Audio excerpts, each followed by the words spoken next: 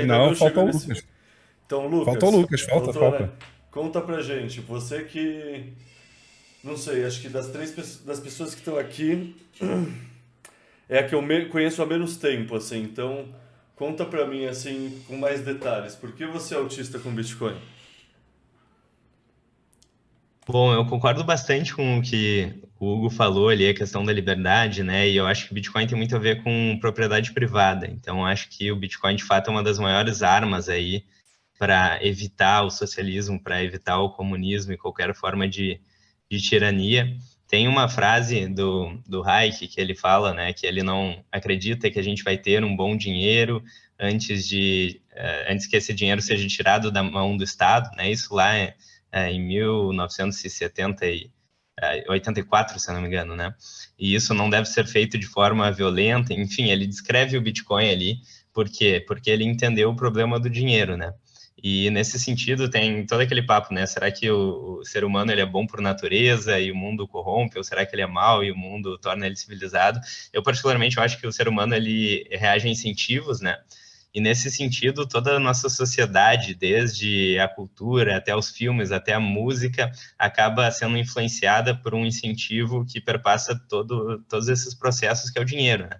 Então, se o dinheiro foi corrompido, se o dinheiro segue incentivos errados, a gente acaba, mais cedo ou mais tarde, prejudicando todos os incentivos na sociedade, criando sociedades disfuncionais de tempos em tempos, que acaba culminando em derrocadas aí com inflação e tudo mais. Então, acho que o Bitcoin, ele alinha novamente esses incentivos, e nesse sentido, é, até, number go up, né? As pessoas elas vão aprender pela via da dor ou do amor, né? Então, acho que acaba sendo inevitável nesse sentido, né? O cenário que eu penso em que o Bitcoin não deu certo, exceto por algum problema técnico que eu possa desconhecer, é um cenário tão apocalíptico que, daí, nesse sentido, valeria apenas comprar valeria a pena apenas comprar água, munição, né? E, enfim, então, eu acredito muito no Bitcoin justamente por isso, pela propriedade privada e como uma defesa aí das liberdades individuais que são fundamentais aí para a manutenção da sociedade. Depois que ele é descoberto, eu acho que não tem como descobrir ele, né? Deixar de descobrir ele. Acho que é por isso. Pra mim o único jeito de desdescobrir ele é conseguir matar todos os plebes que entraram em contato com ele. Porque é isso, ele é uma ideia, né? Ele não é só a moeda em si, ele não é só a linha de código.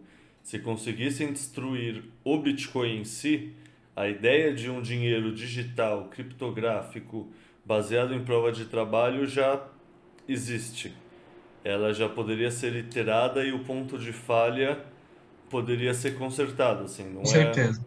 sabe, não é o ideal, não é o que eu espero que aconteça, não é o meu cenário base, mas com certeza, tipo, o Bitcoin são os plebes, o Bitcoin são os bitcoinheiros, assim, sabe? Se o Bitcoin deixar de existir, ele ainda vai ser refeito porque o Bitcoin é os plebes.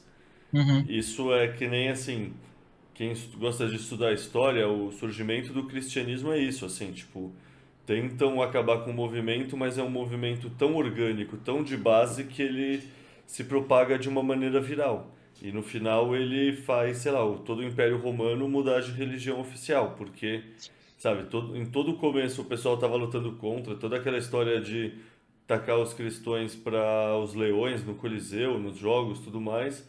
No final o imperador está se convertendo porque é o que faz sentido politicamente para ele conseguir ter controle do seu império, tá ligado?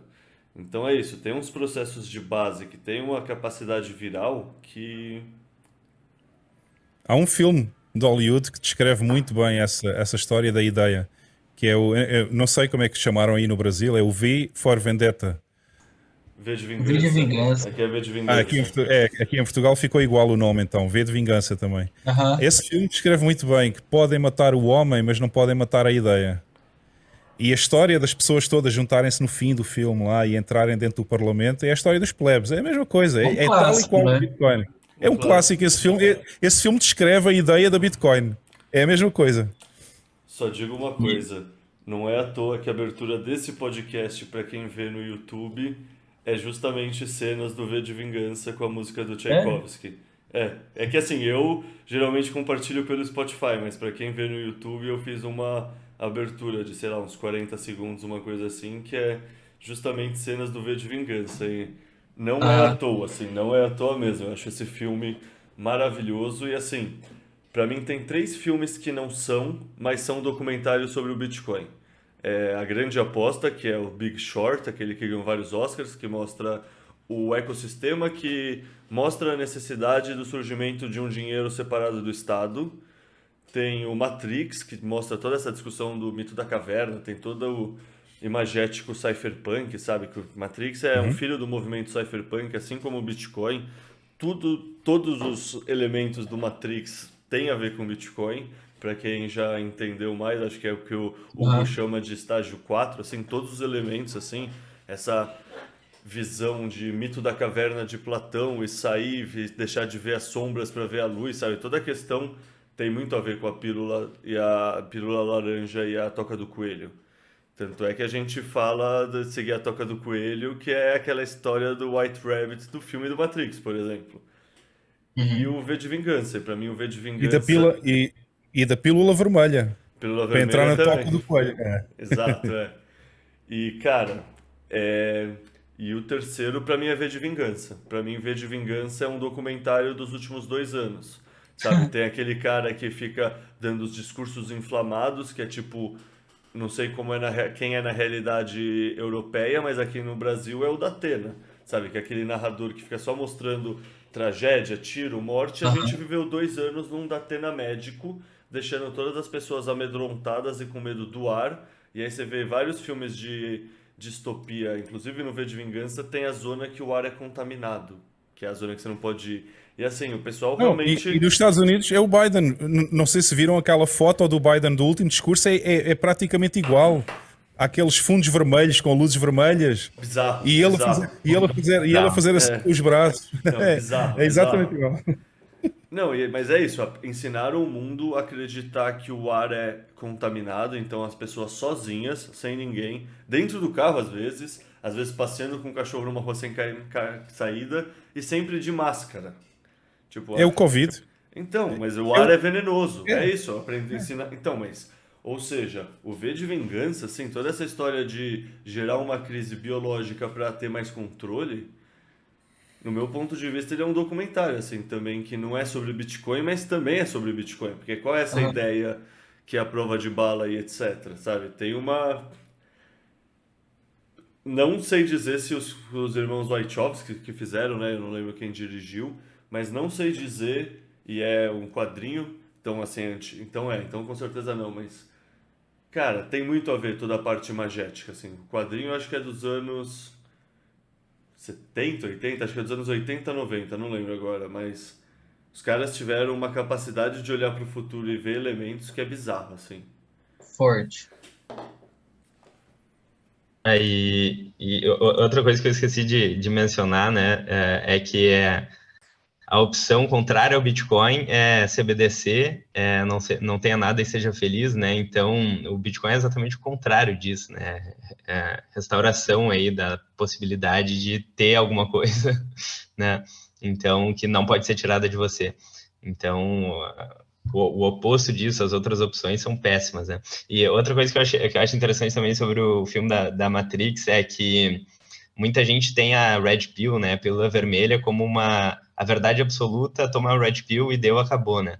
Mas, na verdade, até se a gente analisar o filme, é o contrário, na verdade, o Neo, ele toma a Red Pill e daí começa o filme, né? E daí ele vai evoluindo a partir disso. Então é interessante, porque quando a gente fala na toca do coelho, geralmente é assim, né? A gente entra na toca do coelho do Bitcoin e acaba entrando em outras, né? E descobrindo outras tocas interessantes, Com seja certeza. da alimentação, seja da saúde, seja de, enfim, várias outras aí. Aham. Não, e é interessante também observar que tomar a Red Pill, na verdade, fez do Neo, o Neo como protagonista, um personagem com dúvidas. Você vê que durante boa parte do filme ele fica ali, porra, mas eu sou o predestinado e tal, entendeu? Então, lógico que você vendo o filme, Matrix, sabendo de toda a história, você sabe que realmente ele é o cara, né, do filme, mas não foi a Red Pill não foi uma uma pílula que deu certeza para ele em relação a alguma coisa, entendeu? Fez ele enxergar muita coisa, mas para o protagonista, para o personagem em si, você vê que durante muito tempo ele fica muito relutante ali e tal. Então, o Red Pill, eu acho que ela da mesma forma que foi abordada no filme, ela também é abordada no The Bitcoin Red Pill e tal. É um negócio que, pô, não te traz. Lógico, né? Você adquire ali algumas convicções, mas você continua com muitas dúvidas em relação a muitas coisas. Então, eu, não é nem de longe algo confortável, né? De tomar. Eu acho que a Red Pill é o Don't Trust Verify, né? Total. Esse aspecto cético, né? E, cara, é bizarro, assim, como a quantidade de gente que eu vi que na sexta série não conseguia nem passar numa prova de ciências básica e agora em 2021, 2022 fala sobre acredite na ciência, né? Como se a ciência não fosse exatamente expor ideias e mostrar o contraditório, né? Então, é bizarro. Não, todos esses últimos 2 anos, essa questão da ciência foi bem bizarra, tá ligado? Eu sempre sempre gostei de me descrever cientista, gostei de fazer academia, mestrado, doutorado, método científico, etc. E pra mim, assim, eu não conseguia entender quando eu lia nas coisas de história como existia o positivismo e aquela história de acreditar na ciência cegamente, porque assim, ciência não é um conjunto uniforme de ideias, ciência é um método, ciência em poucas palavras, é o Don't Trust Verify, sabe? Ciência é você tentar a todo momento verificar se essa ideia não está errada. É você atacar as ideias, mostrar se ela está certa ou errada. Você nunca consegue provar que ela está certa. Você vai testando tantas vezes e não conseguindo provar que ela é errada que uma hora você assume que ela está certa. Tipo gravidade, tipo seleção natural. Tem algumas coisas que vão virando leis. Mas o princípio básico é o princípio da não confiança, é o princípio do Don't Trust Verify. E isso é o oposto do que rolou nos últimos 2 anos, é o confie na ciência. Qualquer pessoa que entende o mínimo de ciência sabe que a ciência é a não confiança, por definição. Então, confie na ciência é uma expressão do cientificismo, que é uma religião. E aí eu vou ter que lembrar da frase que o Augusto Simões falou ontem no podcast que eu gravei com ele do livro dele, que essas coisas totalitárias é tipo a razão, a racionalidade se excedendo. Que é isso, tem uns burocratas, tem uns tecnocratas que acham que vão controlar a realidade através de modelos e fórmulas e que eles vão reduzir a realidade e fazer o negócio rolar, tá ligado? E nesse sentido, sei lá, puxando desse lado pro Fórum Econômico Mundial que não tem nada a ver, mas tem tudo a ver, pior é que muitos desses caras, eles talvez realmente acreditem que eles estão fazendo é pelo melhor, sabe? Tem um pessoal que já comprou tanto a ideia, que são só uns burocratas, são só um pessoal que realmente acredita que ele tá lá para tentar sim controlar a economia e controlar o método produtivo e controlar os recursos da civilização para tentar fazer acontecer o melhor possível, sem entender que isso gera que é um intervencionismo ingênuo que gera várias e várias e várias consequências de segunda ordem, sabe? No fundo é uma arrogância, assim, é realmente o tal do cientificismo, essa quando a racionalidade perde o controle e extrapola o seu poder e passa de ter esse senso crítico e se torna dogmático, assim. Tipo, conversando ontem com Augusto Simões, tipo, ele explicou bem esse processo que já, sei lá, já pensava a respeito, assim, mas não tinha articulado bem de um ponto de vista que é quando você conversa com um filósofo, que o cara é. Mas é isso, tá ligado? Querendo ou não, a nossa razão, a nossa... Às vezes ela fica super confiante e ela extrapola a força dela e verte para um totalitarismo. E o cientificismo é esses são isso, os né? piores.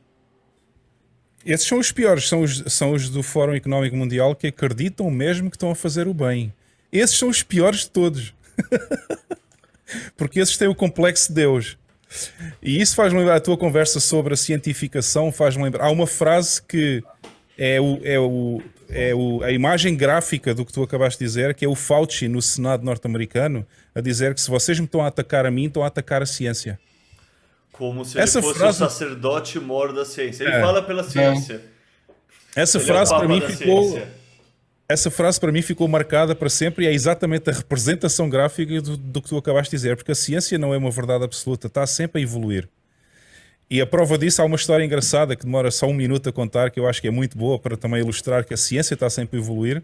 Há uma história engraçada sobre o Einstein, que ele era professor na universidade, e ele, num ano lá dos alunos dele, distribuiu o teste para eles fazerem o teste final do ano, e depois no ano a seguir, ele apanhou esses alunos novamente já no ano a seguir, e quando chegou à altura de entregar o teste final para passarem o ano, ele entregou o mesmo teste do ano anterior. E houve um aluno que disse assim: professor, se calhar enganou-se, porque a gente fez este teste o ano passado. E ele disse: não, o teste é o mesmo, porque o ano passado as respostas eram umas, este ano já são outras. Aham. E isto prova que a ciência está sempre a evoluir. Não é uma ciência que chega à verdade absoluta e acabou. Não, tem que estar sempre a evoluir. E a ciência é construída na ciência anterior.